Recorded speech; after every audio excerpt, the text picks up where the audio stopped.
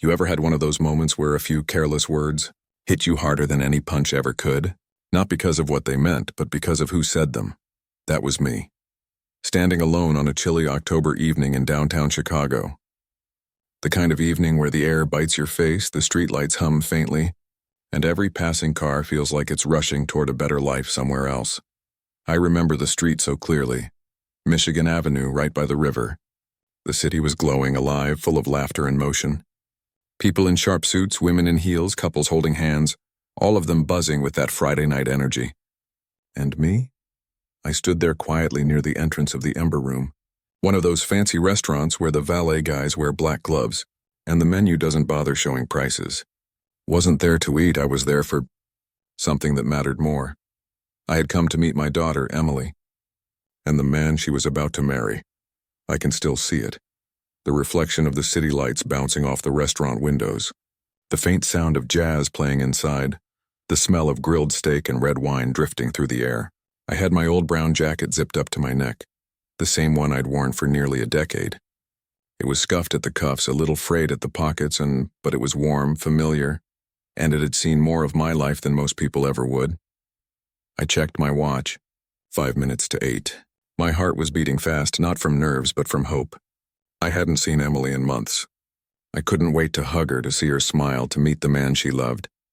Then I saw them walking toward me.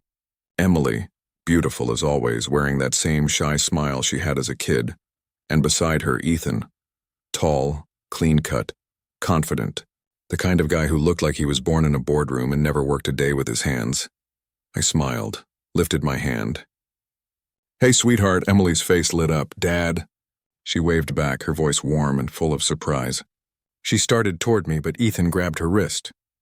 He looked at me, then leaned close to her with this puzzled, half-smirking expression. Then I heard it, clear as day. Sharp enough to slice through the noise of the street. "Dad? Oh my God, and he's talking to that local homeless guy." At first I thought I'd misheard him. Maybe it was the wind. Maybe he was joking, but no.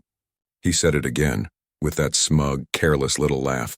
Loud enough for the valet to glance up, loud enough for people passing by to turn and stare. That's when I realized.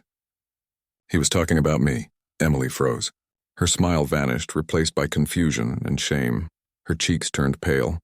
She looked between Ethan and me, her lips parting like she wanted to say something but couldn't. And me, I just stood there. It's strange how time slows down in moments like that. The city noise faded. The laughter, the honking, the wind. It all went quiet. All I could hear was my own heartbeat thudding in my chest. I didn't say a word. Didn't lash out. Didn't even move. I just looked at him. Really looked.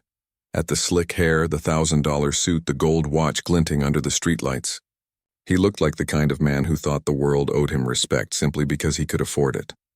My daughter, embarrassed, tugged his arm. "Ethan, stop it. That's my father." He blinked, his smirk fading for just a second, then came back with an awkward grin. "Oh, I didn't realize. My bad." He chuckled nervously, the kind of laugh people use when they don't actually feel sorry. I wanted to say something, to tell him who I was, to remind him that respect doesn't come from what you wear, it comes from what you've done. But I stayed quiet, because deep down, it wasn't anger I felt. It was something heavier, sadness.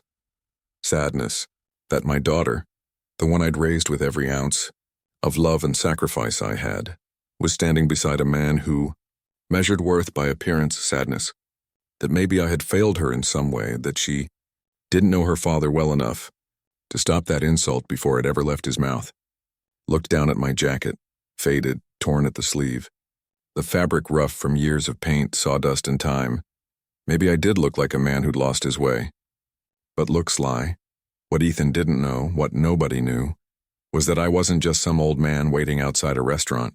That very restaurant, the one he was so proud to walk into, the one he thought was too fancy for a man like me, used to be mine. Every beam, every brick, every inch of that building had my blood, sweat, and memory poured into it. 15 years ago, I was the one who built the Ember Room, back when I ran one of the biggest construction firms in the city, back when my name, James Miller, meant something in this town, And the man standing in front of me that night, mocking me, dismissing me, had no idea that he was humiliating the very man who'd helped build the place he was so proud to dine in. That irony burned deep. I watched them walk past me, Ethan's hand at the small of Emily's back, like he was guiding her into a world where I didn't belong, and I thought, maybe he was right in his own way.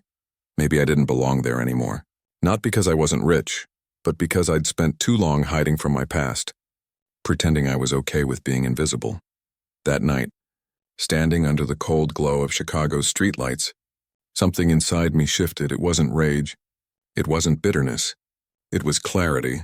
That insult, those few careless words were a mirror. They showed me who I'd become and what I'd buried for far too long. I wasn't angry because he called me a homeless man. I was angry because for a split second, I almost believed him, and that's when I made a decision. Quiet, steady, absolute. I wasn't going to let that moment define me, not for pride, not for revenge, but because my daughter deserved to know the truth about who her father really was. The man behind the old jacket, behind the silence, behind the years of distance. I took one last look at the Ember Room, its golden lights flickering in the glass, laughter spilling through the door, and whispered to myself, "You just made the biggest mistake of your life, kid." That night, I walked away into the cold. But little did Ethan know when he mocked me that evening. He didn't just insult a man. He awakened something I'd buried years ago, and from that moment on, the truth had its own plan. My name's James Miller. I'm 58 years old, born and raised in a small town on the edge of Illinois, the kind of place where everyone knows your name, and your reputation follows you like a shadow. If you saw me today, you'd probably think I was just another man who'd seen better days, someone life chewed up and spat out. But what people don't know is that I once had it all, not just money but respect, purpose, and pride. 15 years ago, I was the man everyone called when something big needed to be built. Miller & Sons Contracting. That was the name painted on our trucks, printed on blueprints and stitched into the backs of every worker's jacket. My name was on half the city. Schools, bridges, hospitals, apartment complexes, you name it, we built it. I wasn't born into wealth. I started with a rusted pickup, one toolbox, and a dream bigger than I had any right to have. But I worked my way up. One long day, one handshake, one honest deal at a time. By my late 40s, I had 50 men working under me. I had a wife, Linda, who used to bring me lunch on site just to see me smile, and a little girl, Emily, who would run to the door yelling, "Daddy's home." Every night I came back from work covered in dust. That was my kingdom. My 2 girls and the company I'd built with my bare hands. And maybe that's why I didn't see the cracks forming. Because when life's good, you stop looking for signs that it might break. It all started during the 2008 recession, that invisible wave that swept across the country and tore through businesses like a storm. One day, we were bidding on million-dollar contracts. The next, clients were reevaluating budgets. Banks started tightening their fists. Loans vanished and projects got delayed indefinitely. I remember sitting in my office one evening, looking at a stack of unpaid invoices, feeling that knot in my chest that tells you, it's all slipping away. I poured everything into keeping the business alive. My savings, my mortgage, even the money meant for Emily's college. I told myself it was temporary, that good times always come back, but good times didn't come back. Betrayal did. My business partner, Rick Stanton, a man I trusted like a brother, decided he didn't want to go down with me. He'd been secretly meeting with a rival firm, feeding them our bids, our client lists, even our designs. One morning I walked into our office and found it empty. The desks, the files, the computers, all gone. Rick had cleaned out everything. And just like that, 20 years of sweat and sacrifice were gone. Within months, the company collapsed. The IRS came next. The bank followed, and finally, my marriage broke under the weight of it all. Linda packed her bags one night without a fight. She said she couldn't watch me fall apart anymore. She took Emily with her, said she needed stability. And you know what? I didn't argue, because I knew she was right. I'd lost everything, including myself. After that, I disappeared for a while, not because I wanted to, but because I couldn't face the people who once shook my hand and called me boss. I drifted between towns, taking odd jobs and painting houses, fixing roofs, repairing fences for cash. It wasn't glamorous, but it was honest. And even when I had barely enough for myself, I made sure to send Emily a little money every month. 50 here, 100 there. Enough to make her think her dad was still doing fine. She believed I was still running projects somewhere out of town. And I let her believe it. I couldn't bear the thought of her pitying me. Years went by like that, quiet, gray, lonely years. My hands grew rougher, my back stiffer, my face older. But my heart still beat for one thing, my daughter. Then one afternoon my phone rang. It was Emily, her voice bright, confident, full of life. "Dad, I'm engaged. You have to meet him. He's amazing." I'll never forget that moment. For the first time in years, I felt like a part of something again. She'd found happiness. That's all that mattered to me. I didn't care what I had to do, how far I had to travel.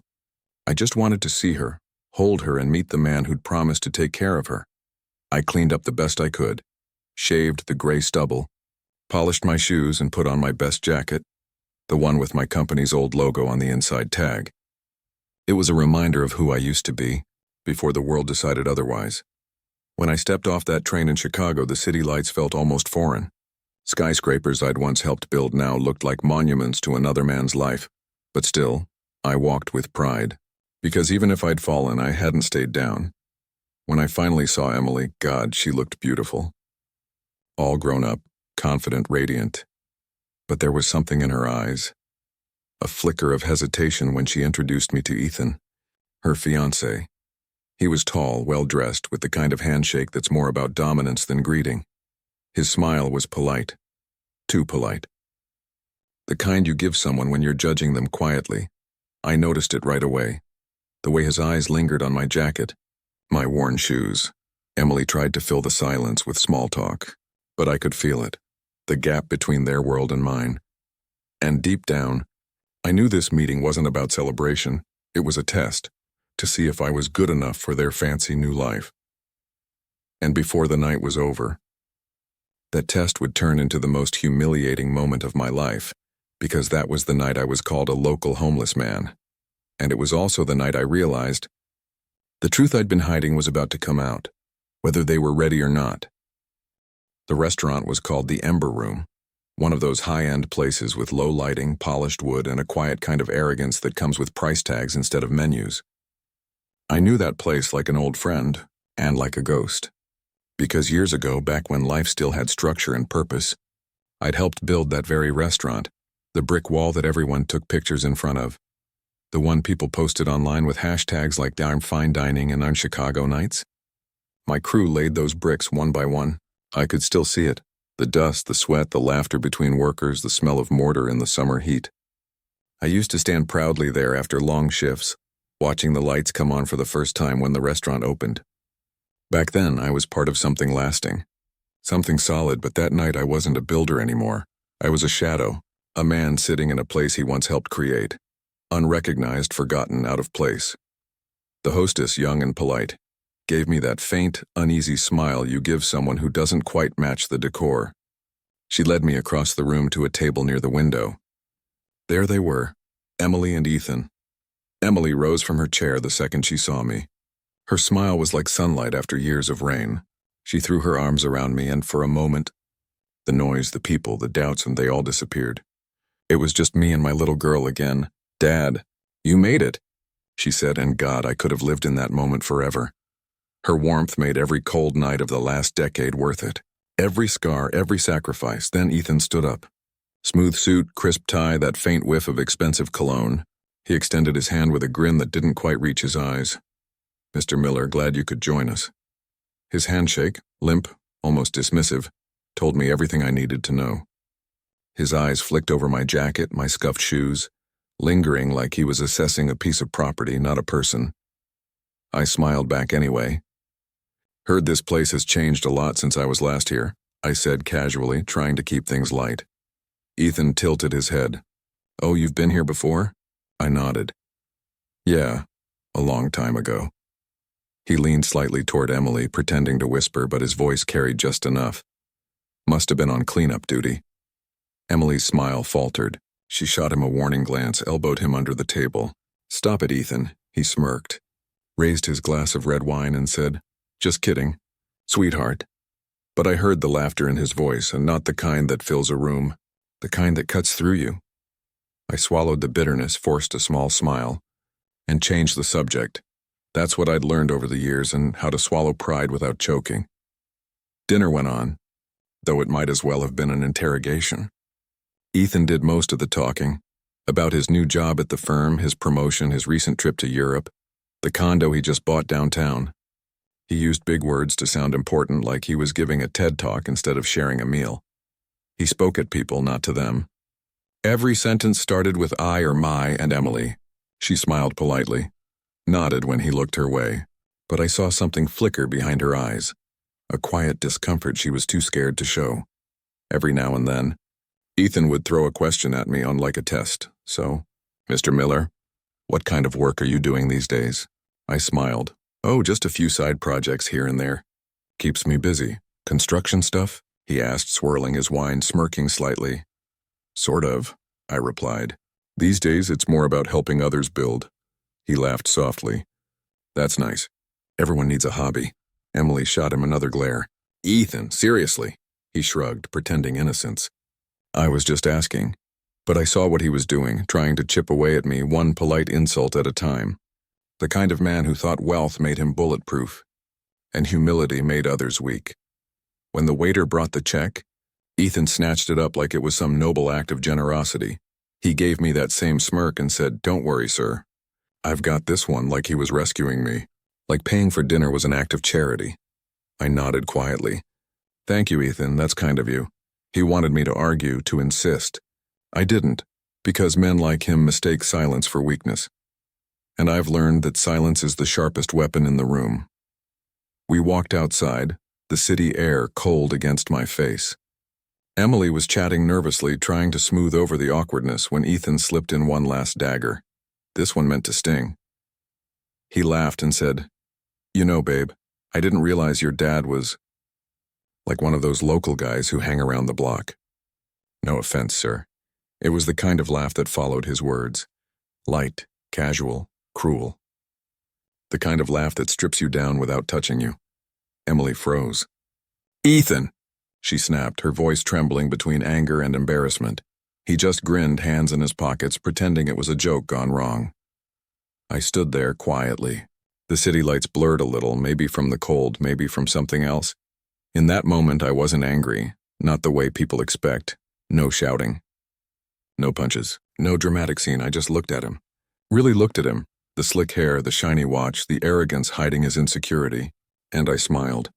Not the kind of smile that forgives. The kind that promises patience.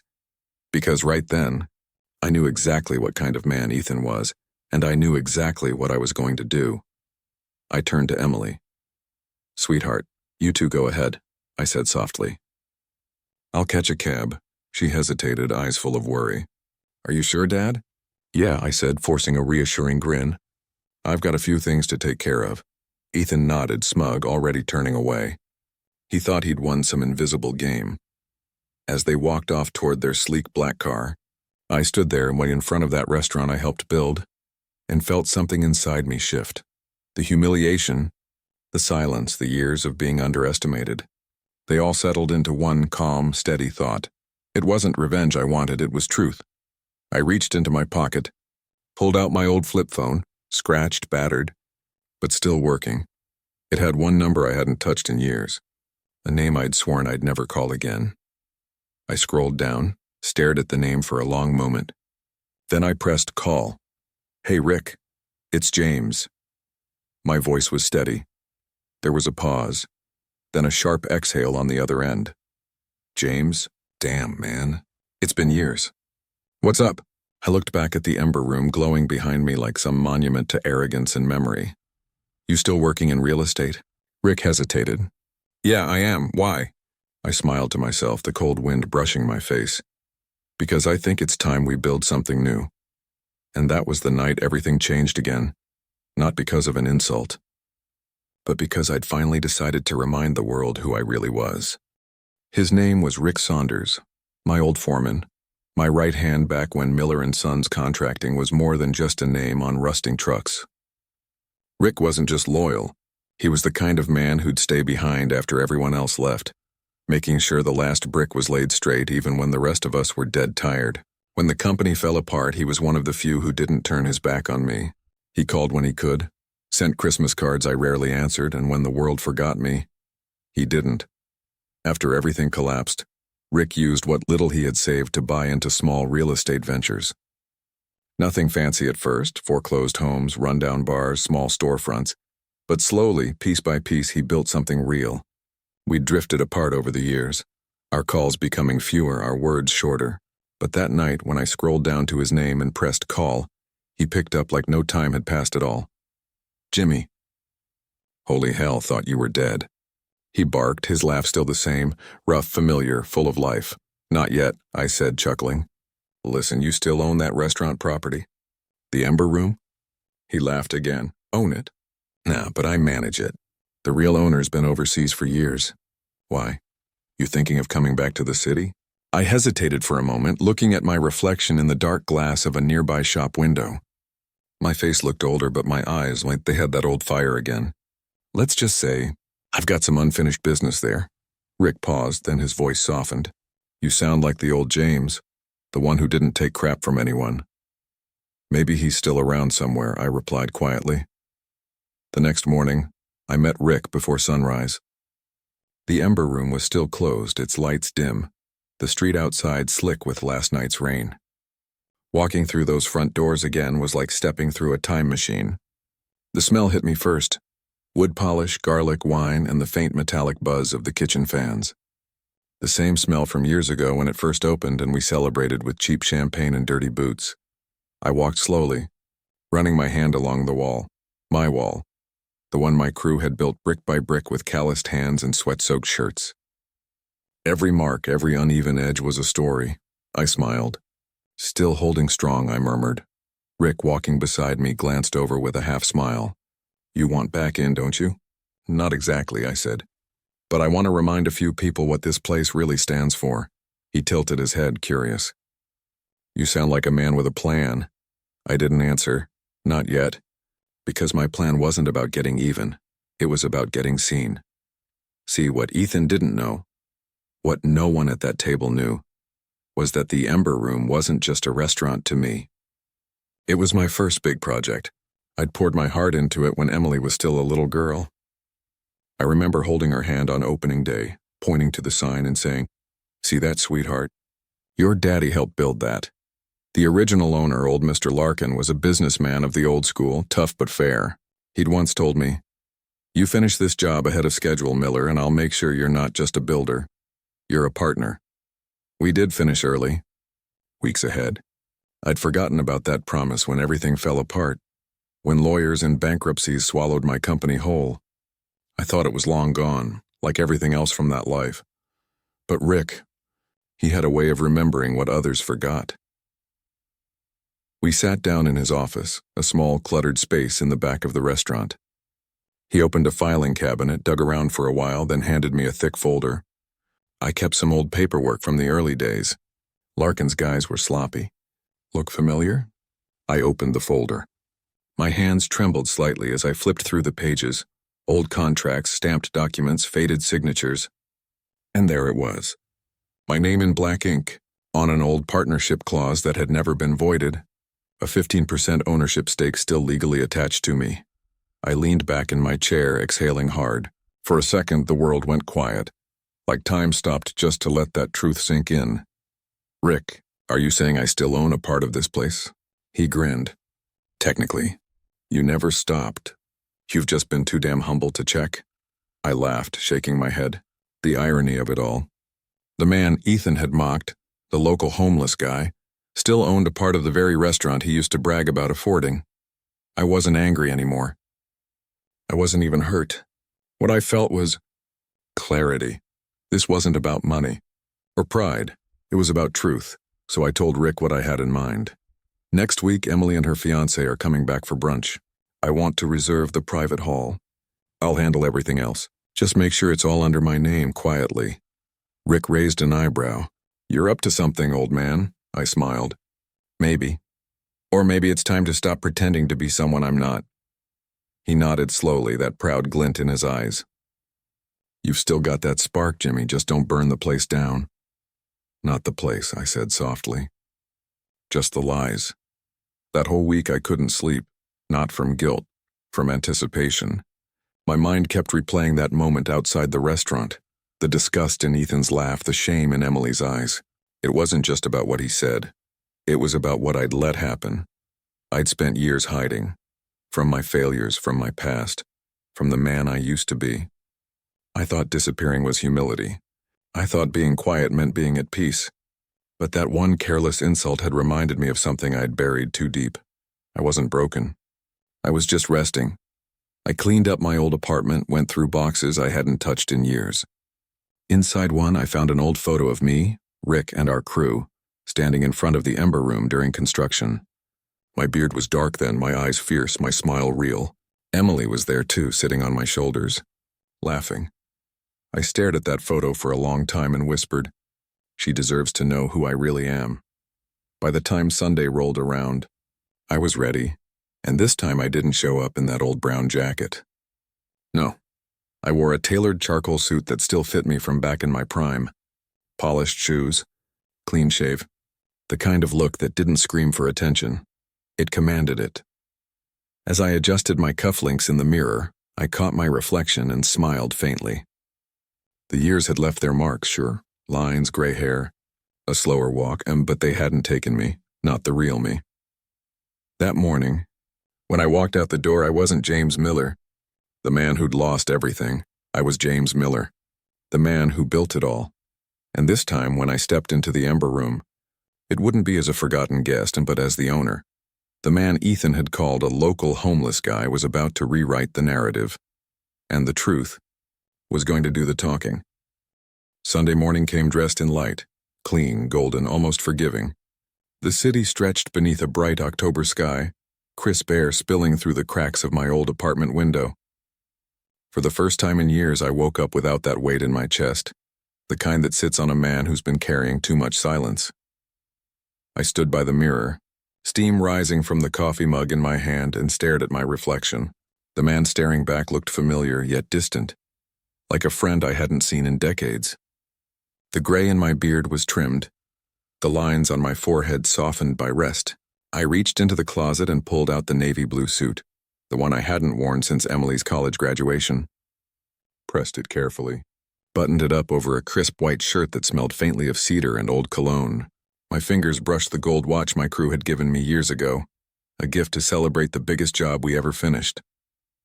The engraving on the back still read, "To the man who builds more than walls, to James Miller."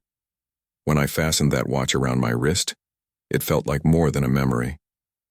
It felt like armor. Before leaving, I took one last look around my small apartment.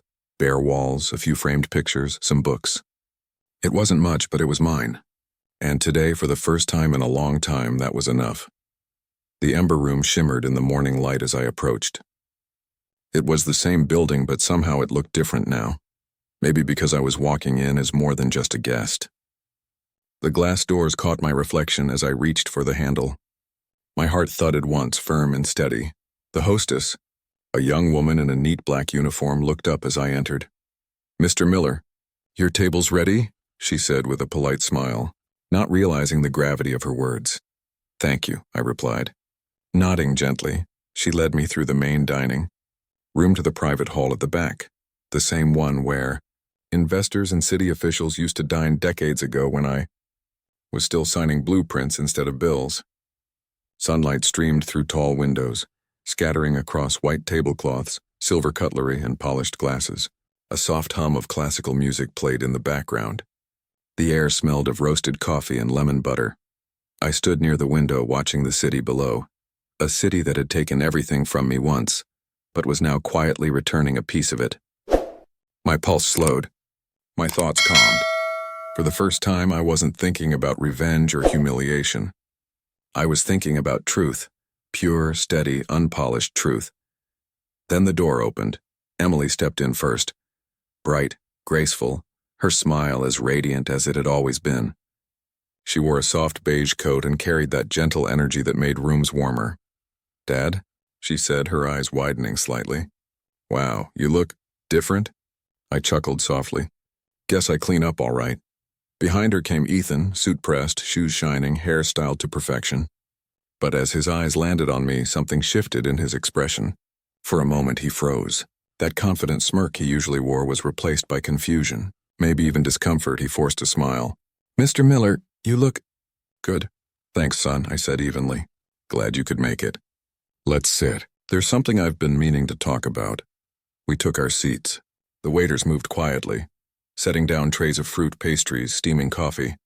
Each of them nodded at me with the kind of subtle respect reserved for someone who belonged there. Ethan noticed it. I could see it in the slight furrow of his brow. He cleared his throat. "So what's this about?" I leaned back in my chair, calm and deliberate. "Tell me, Ethan. Do you know how this place started?" He looked around. "I've heard it's one of the oldest fine dining spots in Chicago." "That's right," I said, glancing around too. "Built over 20 years ago, by a company called Miller & Sons." Emily blinked, tilting her head. "Wait, Dad, that was your company?" "Was?" I smiled faintly. Her eyes widened in surprise. Ethan shifted uneasily in his seat. I reached into my coat pocket and pulled out the folder, the same one Rick had given me earlier that week. I placed it on the table gently, like setting down a truth too heavy to carry any longer. Inside were the partnership documents, yellowed, signed by Mr. Larkin and James Miller. "Turns out I still own part of this place," I said quietly. 15% to be exact. For a long moment, no one said anything. The air went still. Even the hum of the restaurant seemed to fade. Ethan's jaw tightened. His eyes darted from the papers to me, disbelief flickering behind his polished calm. Emily's hand went to her mouth, her eyes shimmering with tears she didn't yet understand. "Dad, you never told me that," I smiled softly. "Sweetheart, I never told you a lot of things. I didn't want you to carry my failures. But I think it's time you knew who I really am." I turned to Ethan, my voice steady. "A few nights ago outside this very place, you called me a local homeless man. You looked at me like I was invisible. Maybe I deserved that look, because I let the world believe I'd lost everything. But the truth is, I just walked away from the noise. I chose peace over pride." Ethan's lips parted, but no sound came out. His face flushed pale. Emily's eyes were fixed on me, not out of pity but realization. The silence that followed could have shattered glass. It stretched thick and heavy until finally Ethan spoke, his voice small. "Mr. Miller, I didn't mean—" "Yeah, you did," I said softly but without anger. "And that's all right. People reveal who they really are when they think no one's watching." I took a slow sip of coffee. The bitterness was grounding, real. "You see, Ethan, success isn't about what you wear or how expensive your watch is or how many people say your name. It's about how you treat people when you think they have nothing to offer you." He looked down, ashamed. His carefully constructed confidence was gone, replaced by the quiet panic of a man who'd seen his reflection for the first time. Then I turned to Emily. My voice softened.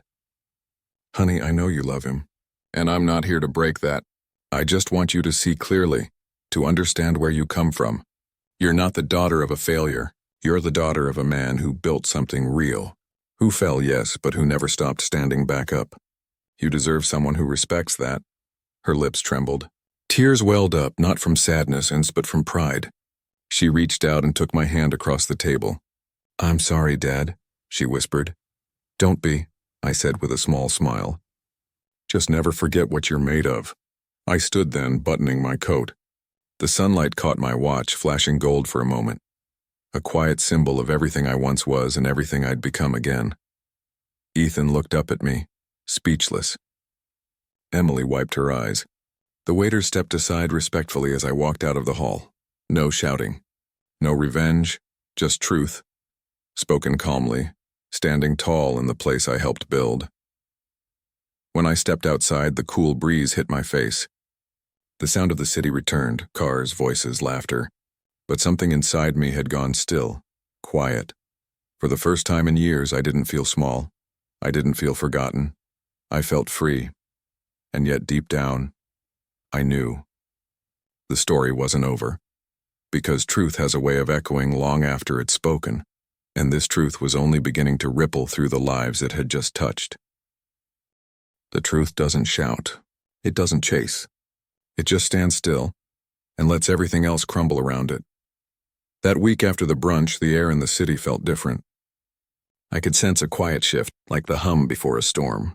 I wasn't looking for revenge, but something about that day had started a ripple, and ripples have a way of finding their way back to shore.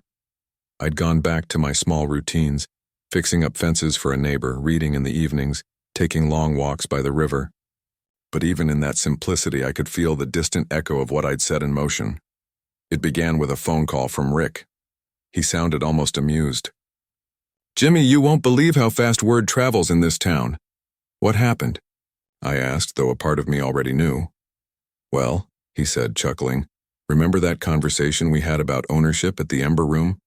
Turns out a few folks in real estate circles overheard bits and pieces, and someone must have connected the dots. Next thing you know, Ethan's firm got wind of it." "Wind of what exactly?"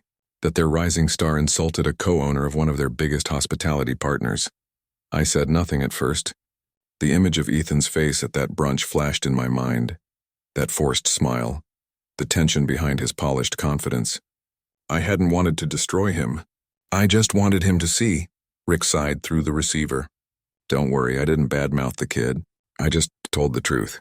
And in this city, truth can do more damage than gossip." He wasn't wrong. Ethan worked for a powerful firm, Bennett and Hughes Realty, a name that carried weight across Chicago's business circles. They handled everything from high-end property deals to luxury event partnerships. For years, the Ember Room had hosted their investor dinners and client galas. Ethan had been the golden boy, young, sharp, ambitious, the kind of man who shook hands like he was sealing destiny. But after that brunch, a different narrative began to circulate. Quiet, subtle, whispered in corridors and cocktail bars. "You know that young exec, Ethan? Apparently he insulted a co-owner at the Ember Room. Didn't even know who the man was. He called him homeless. Can you imagine? I heard the guy he mocked actually helped build half this city 20 years ago.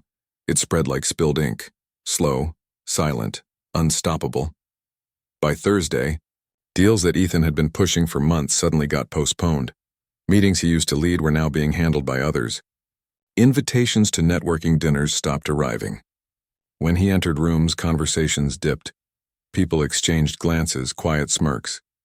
Arrogance, once his armor, was now a target. I didn't gloat.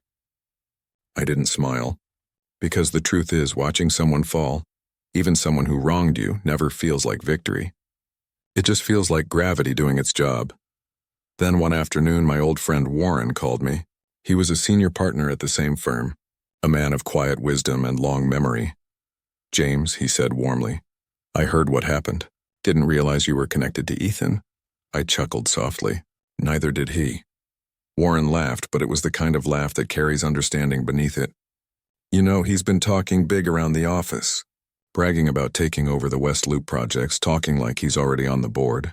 But now that everyone knows what kind of man he really is, well, his voice doesn't carry the same weight anymore."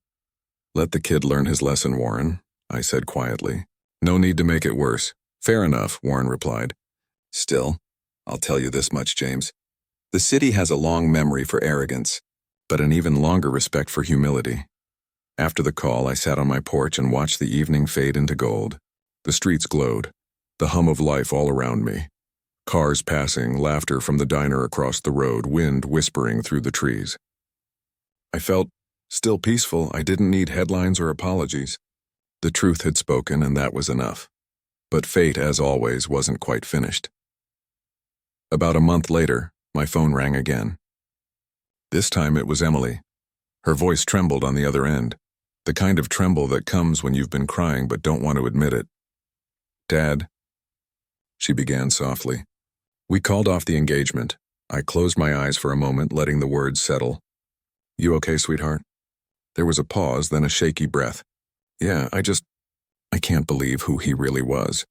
The things he said to people when no one was watching. It wasn't just you. I started seeing it everywhere. The way he treated waiters, how he spoke to my friends, how he made me feel small if I disagreed with him. It's like the man I loved was just an act." My chest tightened, not out of anger, but empathy. I knew that feeling too well. The pain of realizing someone's kindness was only ever conditional. "I'm sorry, Em. I said quietly. She sniffled. Don't be. I needed to see it. Maybe I just didn't want to believe it before. The line went silent for a few seconds. I could hear her steadying her breathing, gathering strength. Then she said softly and almost in a whisper, Dad, I'm proud of you. Those 4 words hit harder than anything else that month. They cut through every layer of regret, every scar, every night I'd sat wondering if I'd failed her. I smiled faintly even though she couldn't see it. That's all I ever wanted to hear, sweetheart. She laughed through her tears. You know, Ethan used to say you were old-fashioned, that you didn't understand success. But I think you're the only one who actually does. The line went quiet again, but this time it wasn't heavy. It was peaceful, like the sound of a wound finally closing. After we hung up, I sat back in my chair. The sky outside was streaked with orange and blue. The sun dipped low behind the buildings, the same skyline I'd once helped build with my own 2 hands. I thought about Ethan, not with hate, but with pity. Because men like him never learn peace until they lose everything they built on pride. And I thought about Emily, how life had just handed her a lesson I'd spent years learning myself. The cycle had turned. The truth had done its work, and for the first time in a very long time I felt something I hadn't felt since before the fall. Contentment. It wasn't revenge. It wasn't triumph, it was closure. Quiet, steady, and deserved. After that day at the Ember Room, something inside me shifted. Something quiet but powerful. It wasn't revenge. It wasn't pride. It was peace. The kind of peace that comes when you finally stop running from your past and decide to face it head on. For years I had lived like a ghost, drifting through days, keeping my head low, pretending that the man I used to be no longer existed. But now, for the first time in a long time, I felt that old spark flicker again. Rick and I started meeting more often. At the diner we used to eat breakfast in during our construction days, the one with the cracked leather booths and the smell of fresh coffee that somehow never left. We'd sit there for hours talking about everything and nothing, the projects we'd built, the people we'd trusted, the mistakes we'd made. One morning, as sunlight cut through the blinds, Rick leaned back, crossed his arms, and said, You ever think about starting again, James? Maybe smaller this time. Something that's just ours? I laughed at first, shaking my head. At 58? Rick, who'd even hire me now? I don't even have a company car, just a rusted pickup with more miles than sense. He smirked. That same mischievous grin I remembered from decades ago. Who said anything about hiring? I said build. You still got the name, don't you? Miller & Sons. Let's bring it back, not for profit, not for revenge. Just to prove we still can. Something in those words hit me deep. Build. Not for money, not for anyone else's approval. Just to build. The one thing I'd always loved, the one thing that made sense when nothing else did. So that's how it began again. No grand relaunch, no investors, no press release. Just 2 old friends, a few loyal workers who still believed in what we once stood for, and an old storage unit we turned into an office. The first job we took was a simple home renovation for a widow in the suburbs, a small project, barely enough to cover expenses. But when she saw her rebuilt kitchen, the tears in her eyes reminded me exactly why I ever started this work in the first place. Word spread slowly, quietly. People remembered the name Miller & Sons. At first they said it softly, with nostalgia, then with respect, because we didn't promise big. We delivered small, steady, honest. We didn't cut corners, didn't oversell. Every wall we repaired, every porch we rebuilt, every nail we drove, it carried the weight of redemption. Rick handled logistics, while I got my hands dirty again.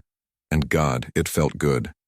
The smell of fresh lumber, the sound of drills and sawdust, the simple rhythm of work that asked for sweat, not status. It reminded me that the dignity of labor never fades, even when life tries to bury it under titles and pride.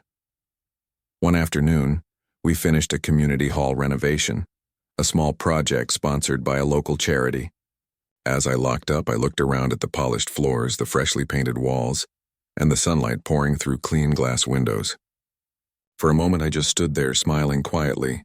I realized this small, humble rebuilding was more fulfilling than any million-dollar deal I'd once signed. A few weeks later, I walked past the Ember Room. I paused across the street. Through the window, I could still see that same corner table, the one where I'd once stood in my navy blue suit, facing the man who'd mocked me and the daughter who'd seen the truth. The place looked beautiful as ever. Tall glass windows, golden light spilling across white linen tables, guests laughing over wine. But for me, it wasn't just a restaurant anymore. It had become a symbol. The place where humiliation turned into revelation. The place where silence spoke louder than anger. The place where redemption quietly began. I didn't go inside that day. I didn't need to. I just smiled, tipped my hat to the memory, and kept walking down the street, toward a small van with the Miller & Sons logo freshly printed on its side. Because that day, I wasn't a broken man anymore. I was a builder again, and this time, I wasn't rebuilding houses, I was rebuilding myself. It was early spring when Emily called. Her voice had that warmth again, the one I hadn't heard in years, not since before everything fell apart. "Dad," she said, "I moved into my new place. You should come by this weekend. There's someone I'd like you to meet." I'll admit I hesitated for a second. There was a time when her invitations came wrapped in tension. Dinners where she and Ethan sat across from me, pretending everything was perfect. But this time there was something different in her tone. Softer, calmer, lighter. So that Sunday, I drove across the city to her new apartment. It was a modest place on the east side, not fancy but bright and full of warmth. Sunlight poured through the tall windows and the faint scent of vanilla candles mixed with the smell of fresh coffee. There were no luxury brand labels scattered around. No framed photos of corporate events or expensive vacations. Instead, there were books, paintings, plants, things that spoke of peace, not status. When she opened the door, she looked genuinely happy, her smile unguarded, her eyes soft. "Dad," she said, hugging me tightly. "Come in, I've been waiting." Inside, she introduced me to Daniel, a tall man, maybe in his early 30s, with kind eyes and a calm presence. He wasn't dressed to impress. Just a simple button-up shirt, sleeves rolled, and a quiet confidence that came from being comfortable in his own skin. "Mr. Miller," he said, extending his hand. "It's an honor. Emily's told me a lot about you." I shook his hand, firm and steady, and right away I felt something rare in sincerity. Not the polished politeness I used to see in Ethan, or the empty charm that hides insecurity.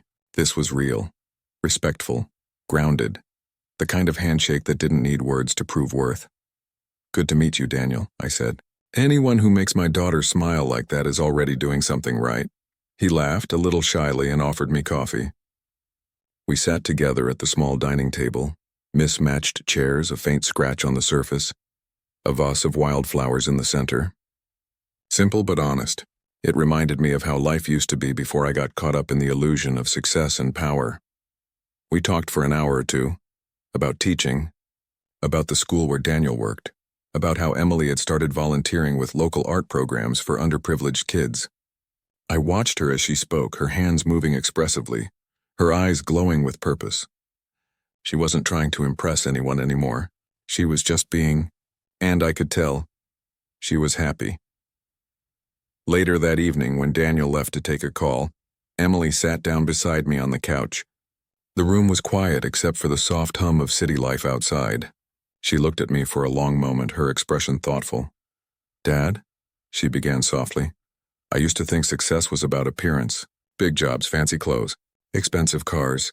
I thought that's what stability looked like, what happiness was supposed to feel like. But when I saw what Ethan became after that brunch..." She paused, her voice trembling slightly. I realized I was blind. I didn't say anything right away. Sometimes silence says more than advice ever could. I just looked at her, my little girl who had grown into a woman, wiser now, gentler. I finally smiled, resting my hand gently over hers. "We all learn the hard way sometimes," I said. "What matters is that you saw it before it was too late." She leaned into me, her head resting against my shoulder, the same way she used to when she was a child, after she'd had a bad day at school. I could feel her steady breathing, the quiet peace that filled the room. "Thank you," she whispered, "for showing me the truth without destroying him." I chuckled softly, the kind of laugh that comes not from humor but from understanding. Revenge doesn't need noise, sweetheart. Sometimes the quiet truth does the job. She smiled against my shoulder, her voice almost a whisper. "You were right about him. But more than that, you were right about you. You're not who I thought you'd become. You're better. Her words hit deeper than she knew. For years I'd carried the weight of failure, as a husband, a father, a man. But in that moment, hearing those words from her, something inside me finally let go. We sat there for a long time. No drama, no speeches. Just a father and daughter rediscovering each other after years of silence and distance. The kind of peace that comes not from wealth or power, but from truth, forgiveness, and quiet understanding. When I finally stood to leave, Emily walked me to the door. The evening light painted her apartment in a soft golden glow. She looked strong, content, and more herself than I'd seen in years. As I stepped into the hallway, she called after me. "Dad?" I turned. She smiled. That warm, knowing smile I'd missed for so long. "You taught me that real success isn't about what we build outside. It's what we rebuild inside." I didn't answer. I just smiled back, nodded once, and walked down the hall, the weight on my shoulders finally gone. Because that night, I realized something I never had before. Sometimes the greatest redemption isn't in being forgiven. It's in being understood. It was a full year later when I found myself standing once again inside the Ember Room, the very place that had once witnessed my humiliation, my pain, and my rebirth. But this time things were different. The air felt lighter, warmer. The laughter echoing through the hall wasn't cruel or judgmental. It was genuine, full of gratitude, hope, and new beginnings. The event was a charity dinner, hosted to raise funds for underprivileged students who dreamed of becoming builders, architects, engineers. Kids who had talent but no platform. And at the top of the invitation card, embossed in gold letters, were the words, "Sponsored by Miller & Sons Construction." When I first saw the flyer, I couldn't help but smile. Seeing that name again, not as a memory, but as a living, breathing part of the city, and it meant everything. After all those years of shame and silence, it was standing proud again, shining in lights where it belonged. The hall had been beautifully decorated, strings of amber lights hanging from the beams, white tablecloths lined with flowers, the soft murmur of conversation blending with a live piano in the corner. Every detail reminded me of what we'd built years ago. The craftsmanship, the integrity, the heart behind every brick and beam. Rick had done most of the organizing. He was somewhere near the back, laughing with a group of young apprentices we'd recently hired, teaching them the same lessons we once learned the hard way. I could see the pride on his face, the kind of pride that comes not from money but from legacy. As the host called my name, the crowd turned to the small stage at the front. The applause was kind, respectful, not for fame but for the journey. I walked up slowly, steady, the old gold watch still on my wrist, gleaming softly under the lights. I took the microphone and paused, letting the silence settle before I spoke. "I once thought failure meant the end of everything," I began, my voice steady but thick with emotion. "But now I know failure doesn't end your story. It just clears the path for a better one. A story built on humility, patience, and truth." The words came naturally, not rehearsed, not written, just real. From the same place that once held pain, now came peace. I looked around the room, at the young men and women sitting near the front, their notebooks ready, eyes full of ambition. I saw versions of myself in them, dreamers, fighters, believers. And I wanted them to know that losing everything doesn't make you a failure. Staying down does. When life strips you of everything, I continued, it's giving you a chance to rebuild, not just your work, but yourself. I spent years thinking I'd lost my purpose, but truth is, my purpose was waiting for me to slow down enough to see it. The crowd was quiet, listening closely. A few heads nodded. I saw Emily near one of the tables, smiling proudly, Daniel's hand resting gently on hers. She looked at peace, not because of what I'd achieved, but because of who I'd become. As I was wrapping up my speech, my eyes drifted toward the far end of the hall. That's when I saw him, Ethan. He stood near the back, half in shadow, his posture smaller, humbler. The confident smirk he once wore was gone.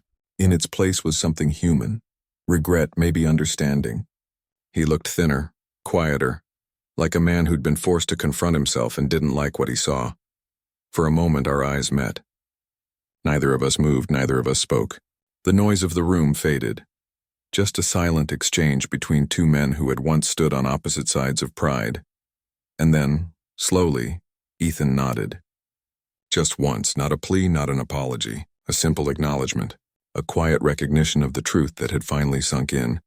I felt something shift inside me. Not triumph, not satisfaction. Just closure, so I nodded back. No bitterness, no resentment. Just the understanding that life had already done the teaching for both of us. When the applause came again, I smiled and stepped down from the stage. Rick was waiting at the bottom of the stairs, grinning ear to ear. "You did good, Jimmy," he said, patting my shoulder. "Real damn good," I laughed softly. "We did good," I corrected. We walked out into the night together, the sound of the city humming softly in the distance. The cool air hit my face as I looked up at the glowing sign above the Ember Room. For years, that name had haunted me. Now it comforted me, because it wasn't just a restaurant anymore, it was a symbol of fall and rise, of pain and peace, of endings that turned into beginnings. And as I stood there, looking at the place where my story had both broken and healed, I realized something profound. Sometimes, the sweetest revenge isn't proving others wrong. It's proving yourself right, quietly, humbly, and with grace. That night, I didn't drive away right after. I stood there for a long time, watching the lights flicker through the restaurant windows, hearing the muffled laughter and music drift into the street. I thought of my father, of the man I used to be, of the man I'd become, and I smiled because by then, I'd already won. Not in wealth, not in pride, but in peace. You know, people like to say that revenge is about getting even, about striking back, proving a point, making someone feel the same pain they gave you. But I learned something different. Revenge isn't always loud. It doesn't always come wrapped in anger or fire. Sometimes it's quiet, patient, it's truth, revealed at the right time, in the right way, letting life itself deliver the lesson you never had to teach. That night when Ethan called me a homeless man, those words hit harder than any fist ever could, not because of what he said, but because they forced me to see myself clearly for the first time in years. For so long, I'd been hiding behind excuses, behind regret, behind the belief that my best days were behind me. But his insult, cruel as it was, became the spark that reignited everything I'd buried inside. It reminded me who I really was, a man who built a life from nothing, a man who created homes, schools, hospitals, foundations that stood long after people forgot my name, a man who had fallen, yes, but who never stopped standing back up. If I'd shouted back at him that night, I might have satisfied my pride for a few moments, but I would have lost something greater, my dignity. And the truth is, pride has a price. It costs you your peace, your clarity, your strength. It blinds you, makes you forget what really matters. I used to wear pride like armor. It made me feel powerful, untouchable.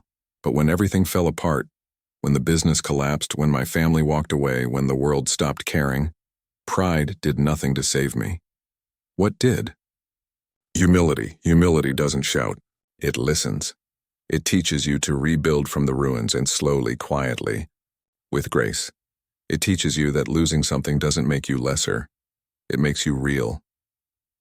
When Ethan laughed that night, I didn't respond, not because I was weak, but because I finally understood that silence is sometimes stronger than any insult. I didn't need to prove him wrong. I just needed to live long enough for the truth to show itself, and it did. He lost what I once did, not money, not status, but character.